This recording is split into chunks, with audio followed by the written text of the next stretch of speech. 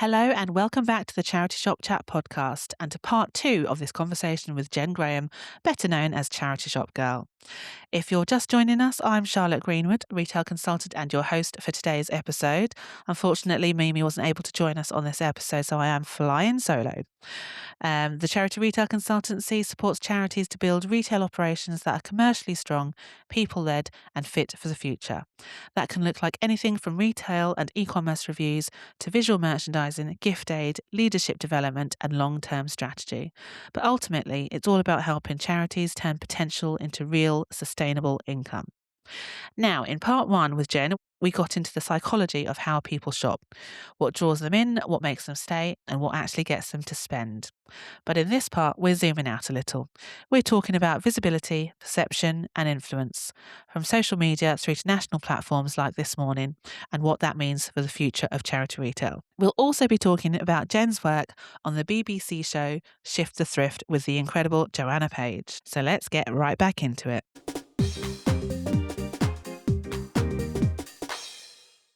Okay, so we're going to move on to kind of social media content because that is your area of expertise. What type of content do you think actually makes people want to visit a shop, not just kind of engage online? I'd say my most watched videos are Come With Me, where I show them what's in the shops. And I think when I go out, if I post on my stories what's in there, people love that as well. They love to know. I think that's another thing, going back to that other question of what charities could do, is be more present on their social media. As in, if something comes in, because when I post on my stories, if I went to Sandbach charity shopping now and I went into Oxfam and took 10 pictures, posted on my story, half of them I would get a message saying, oh my God, where's this? What shop's this in? Where is that? I'm going to go and get that. Or I've had the shop say to me, you posted that on your story. Someone came in and said they saw it on your story and they came in and bought it. So if something amazing comes in, the customer who wants that might not walk through the door today, but they could be sat at home on their social media, and St. Luke's and Sandbach, great at posting on Sandbach Life on Facebook every Saturday. 20 things that have come in on that day in the comments underneath it. Can I keep me the golf clubs? I'll come in and get the golf clubs. That CD player, can I come in? And it's things that maybe you would probably think, oh God, that's not going to sell, is it? But so I think people just love to know what's in the charity shops and what's in the areas, because obviously I charity shop across the whole the UK. People love going, oh, you're in my area? Oh, Yeah. or I didn't even know that charity shop was there. I've never been in there. It's just showing people what's in there. Yeah. That's And what they what's want. inside, Yeah. because if you haven't grabbed them with the window, at least, take them Yeah, inside and see what's in exactly there. that. I love the window. I always say one of my top tips, don't forget about the window. Oh, yes, that's your first Yeah. selling point, isn't it? And the window for me is, I used to have a cake shop actually in Sandbach. Doing my window was my favourite thing ever, because it's when people will be like, oh, wow, oh, let's go in. It's like the trailer of a movie, isn't it? That's your trailer on the Yeah, front. that's a really good way of putting it, actually. I love seeing them when they stop to look at the window, Yeah. and then they Then come in they and you're come like, in. yes, I've Yeah, done my I've job done my right. job. Exactly. Yeah. Yeah. And what do you think charity shops could do better on their social media channels? Post more stuff on their stories about what's coming in, what you've got, if you've had like something amazing in, like, I don't know, like a designer item or a really vintage piece. And again, leaning into those trends. So let's say I love Princess Diana's style. I love it. And so many other people do. I've done a poll before about who's your style icons. Diana's up there with it. If an outfit comes in a charity shop that is very Diana, posting it on your social media, but leaning into that and going, this is so Princess Diana, and then sharing a picture next to it Yes, of that. It's Yeah. very this. Yeah. Is it the Brit? Is it the Met Gala? This Oh, is yeah, I so love it the when Met charities Gala. do Do you know what I that. mean? Yeah. It's like I've a lot of them already are doing it. Lots of them are already doing that. Like the charity retail sector now is very forward thinking, which is great. And I think that they just need to lean into that more and be more present on their social media, which I do understand is hard because it's like a full-time job, social media. And that's the thing, I think charities find it difficult to invest in marketing Yeah. teams. Like I always think, have one person for social media Yeah. because it's a full-time job collecting that content, 100%, yeah. posting it regularly enough to Yeah. get that engagement. But charities shy away from spending their budget on that Yeah. because it's hard to see the return on But there's a big investment. return. But it And is it's massive. I am proof of that. I am 100% proof that when I've gone into shops and worked with them and I've done a social media takeover, or I've mentioned that shop, or I've spent the day with them, people have come into that shop. So I am a marketing tool. And I'm better than a Facebook post because people who follow me are charity shoppers. So they're coming to see what I'm buying, where I'm going, where's the best charity shop. And I have proof that by posting on social media, you will get return that will probably pay for what you'd pay for And if you using can get social that media. local audience where your shops are based, that's brilliant.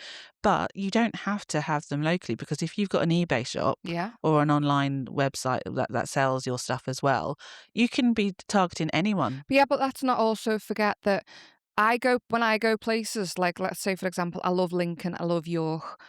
I will go there for the weekends and I love going there because they've got loads of charity shops. So if you can encourage people, like there's like Bakewell, there's Matlock, there's these lovely places that have got a great selection of charity shops. You're going to invite people to come in, spend the whole weekend there.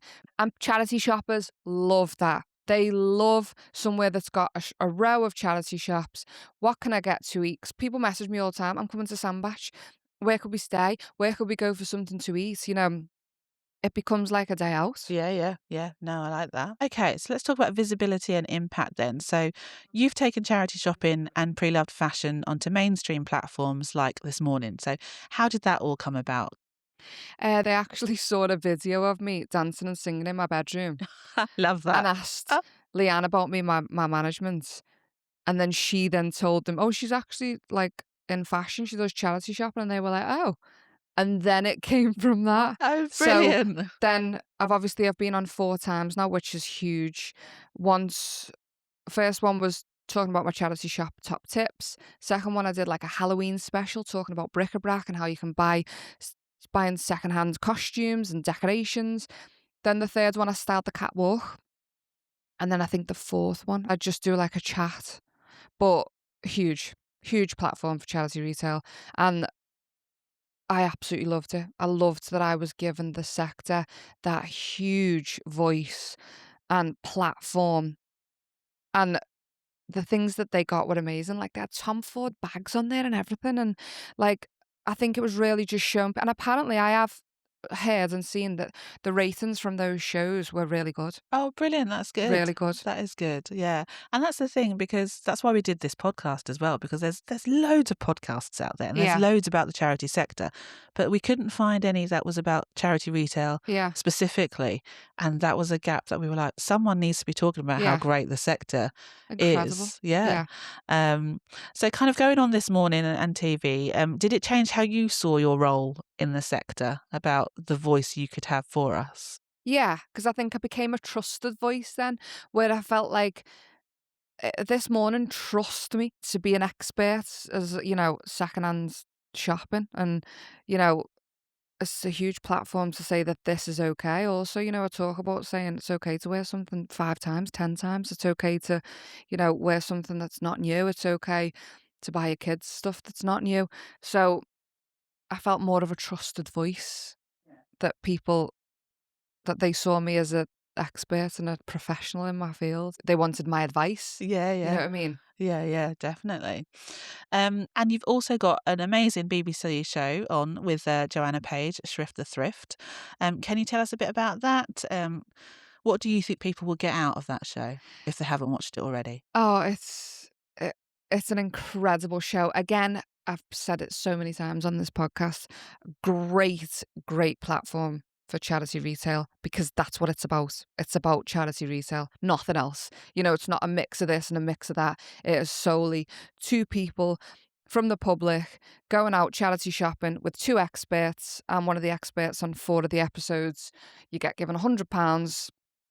You go out and you spend your £100 And the goal is to spend your £100, and that £100 is going to that charity. The member of public also picks a charity of their choice. Then that stuff goes to a live auction. The stuff gets sold, and that money goes to charity.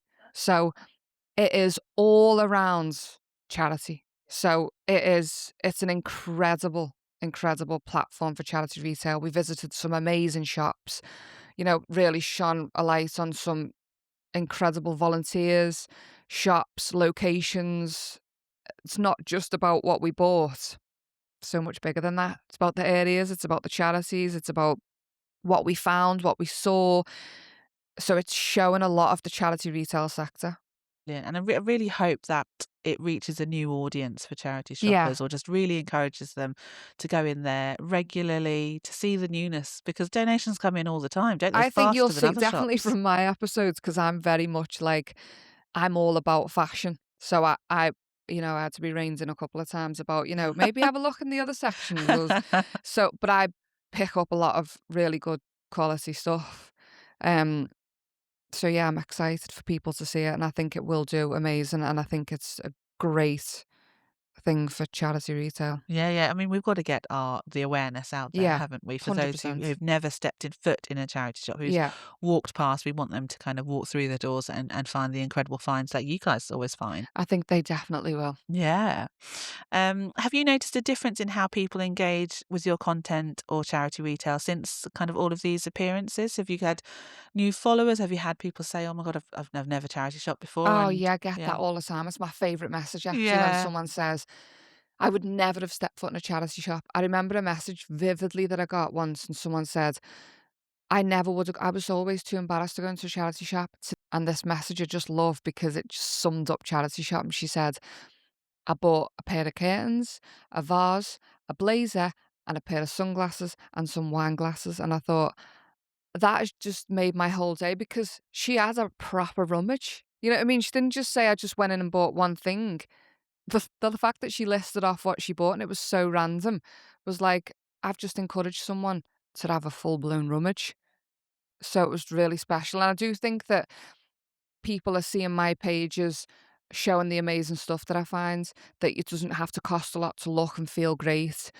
Whether that's even buying gifts, it's okay to give secondhand gifts as yeah, well. absolutely. And I think we're slowly starting to remove that stigma, aren't we, Yeah. about charity shops not being cool, especially with the younger generation, because they have got used to things like Vinted and Yeah. Depop and eBay and stuff. I think there's less of a stigma. I think the younger generation now aren't as bothered by that.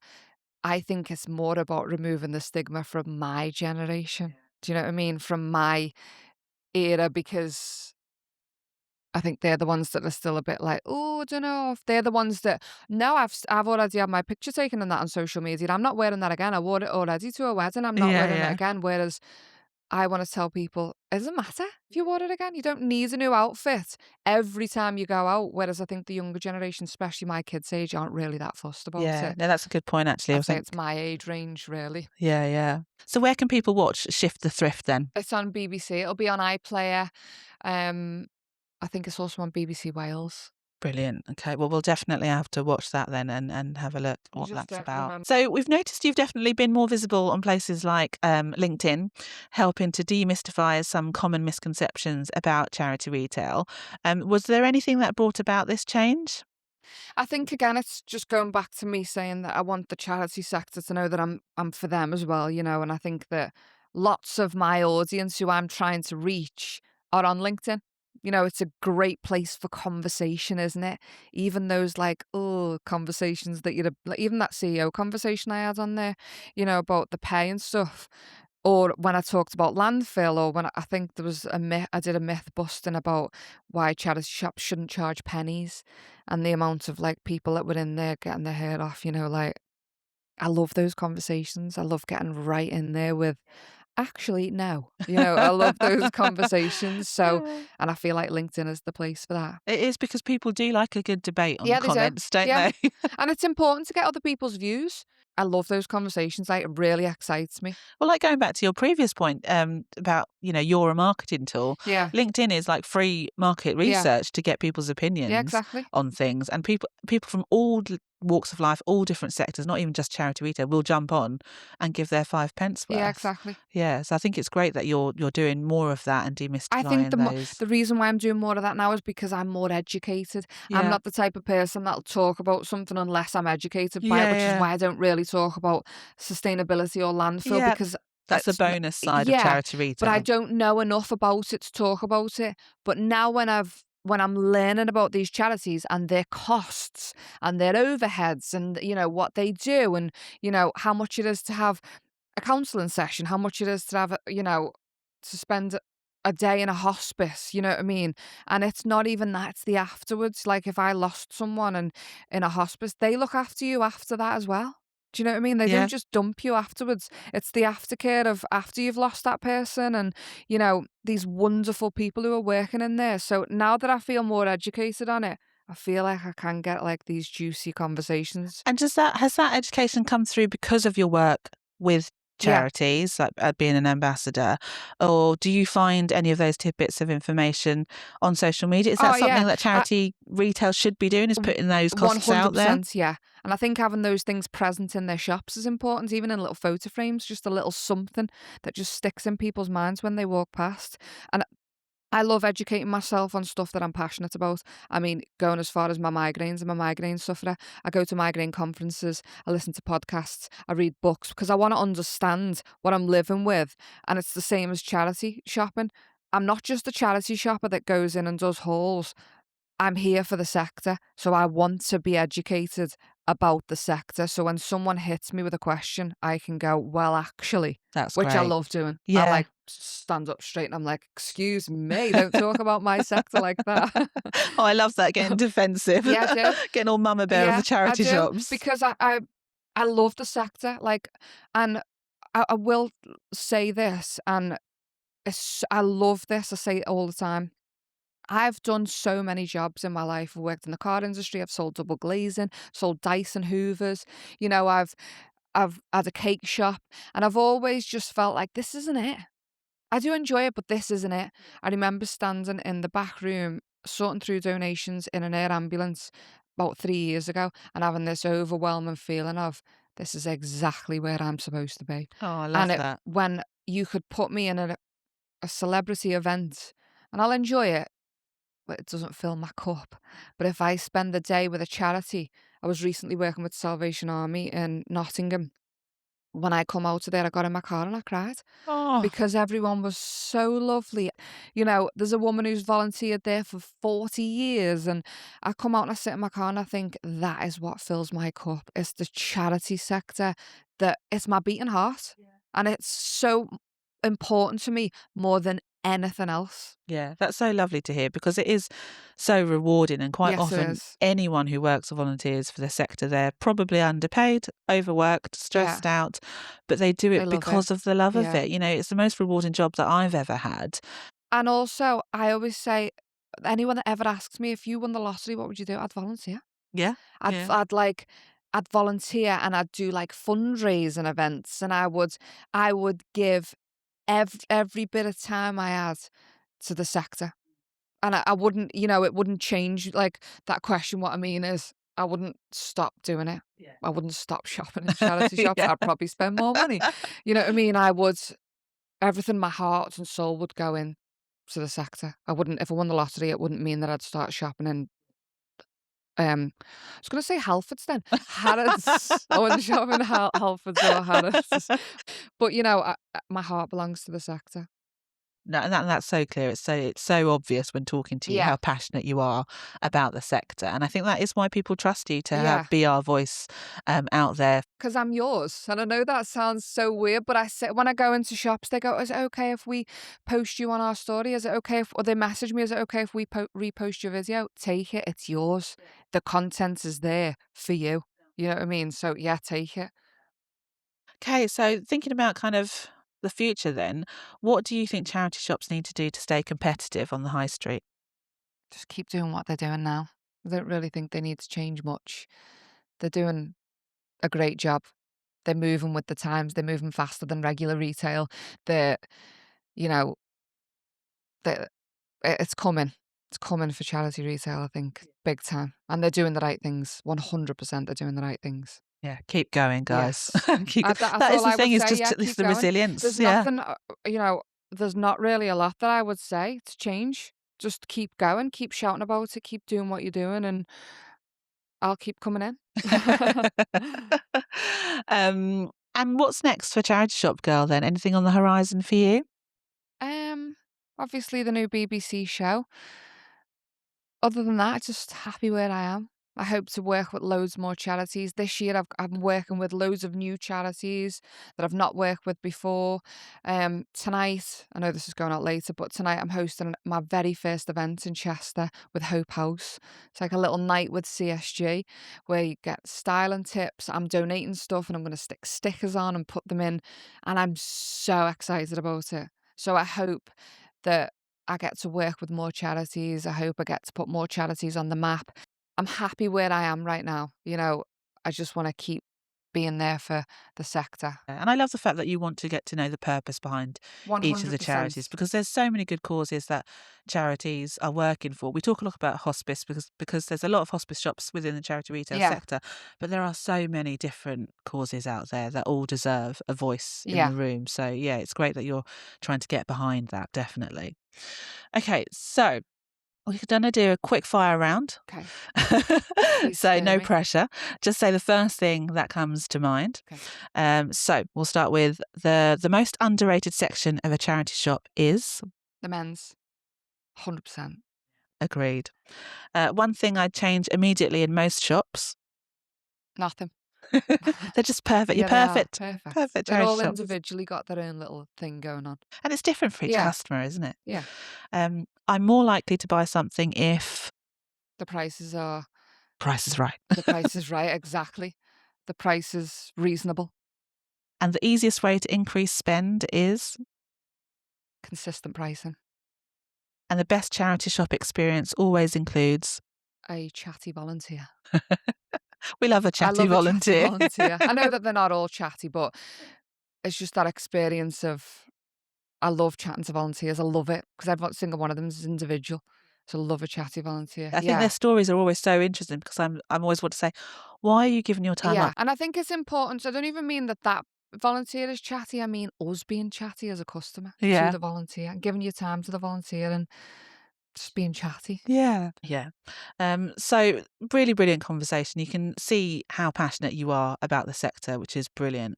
And what really stands out from this conversation is the power of perception.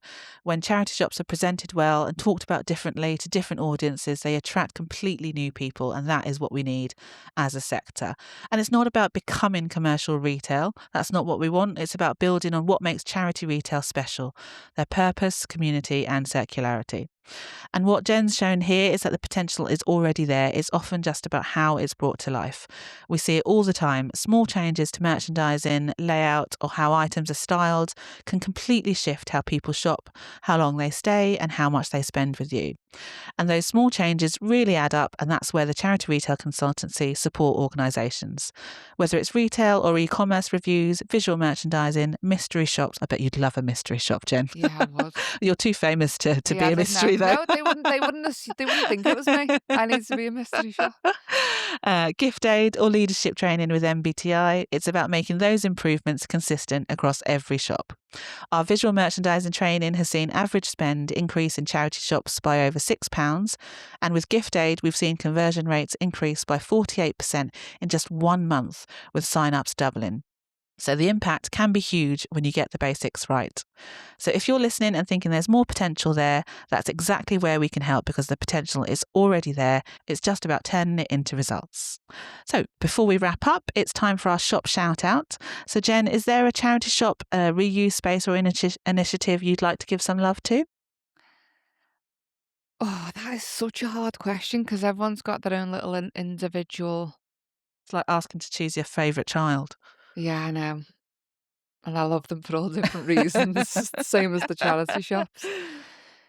I'm going to talk about something that really sticks in my mind when I visited a Salvation Army shop in Sheffield.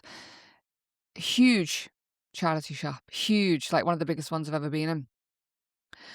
It was like Santa's workshop. I remember stepping back and just watching that everyone had their own little job. And it was like, wow, like everyone knows where they need to be. There's a man fixing bikes. They had like a section where people could, that if someone donated a bike, they were fixing bikes. But something that sticks in my head is there's a big homeless community near that shop. Mm. And I learned that not all homeless people wanted to be helped. Yeah. They don't want, they're quite happy with what, maybe not happy is the right word, but they don't want the help really. Yeah. They just want the support. Right. So they had a section in the back where they had sleeping bags, socks, coats, flasks, little like like old, you know, when you stay in a hotel and they have like the little shampoos and conditioners and stuff, they'd made up these feminine bags for Oh, yeah. women who are homeless. Yeah. So the homeless community would come in and just tell them what they need. Wow. They'd get a new sleeping bag, coat if it was cold, socks, have a little chat, and then they go. Wow. And it just stuck with me that they weren't trying to push them to maybe what they didn't want. They just were there for support. Yeah, yeah. And I just loved that this Salvation Army shop had thought of everything. Yeah. The little feminine bags. Yeah. You know, and that sticks with me. And that's so lovely because that's the thing. You would not get that in Zara. No, would you wouldn't. You wouldn't have that kind of story come No. out of a Zara shop. Yeah, it's just special because they're just supporting. You know what I mean? They're just being there for that support. So Jen, thank you so much for joining us. It's been a really brilliant and insightful conversation. And to our listeners, if you enjoyed this episode, don't forget to follow, leave a review and share it with someone who loves charity shops as much as Jen does.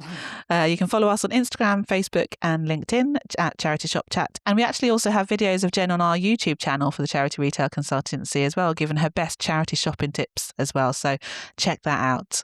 Gosh, that was a long time ago. I know it was, yeah. Jen, I'm sure 99.9% of our listeners already follow you, but if they don't, do you want to give a shout out of where they can find you?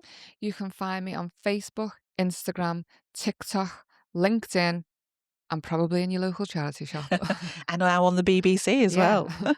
So that is all from us today. But as always, charity shops are full of stories that deserve to be told, and we love sharing them with you. Thank you. Bye. Thank you.